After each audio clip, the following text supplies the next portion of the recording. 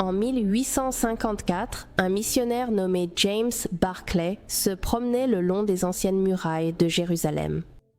Là, il tombe sur l'entrée d'une grande grotte sous la vieille ville, pleine de tunnels et d'ouvertures. Elle était fermée depuis des siècles et s'étendait sur la longueur de 5 pâtés de maisons. En 1867, le général Sir Charles Warren effectua les premières grandes fouilles dans la vieille ville et sur la montagne où se dressait autrefois le temple. Il découvrit des puits et des tunnels sous le niveau du sol. En 1873, Charles Clermont-Ganneau, un orientaliste et archéologue français, découvrit un chérubin sculpté dans la pierre à l'intérieur de la grotte.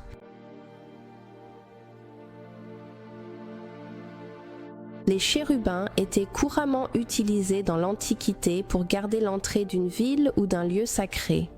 Ce chérubin présentait des caractéristiques similaires à celles qui étaient populaires à l'époque où l'arche disparut. En 1882, le général Gordon, un officier très respecté, voyagea au Moyen-Orient et en explorant Jérusalem, il fut convaincu que l'endroit traditionnellement appelé Golgotha ne pouvait pas être le bon.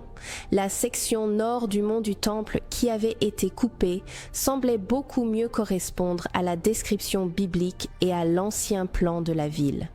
Il commença des fouilles à cet endroit, mais il dut partir pour aider dans un conflit au Soudan, où il mourut et ne put jamais terminer son travail.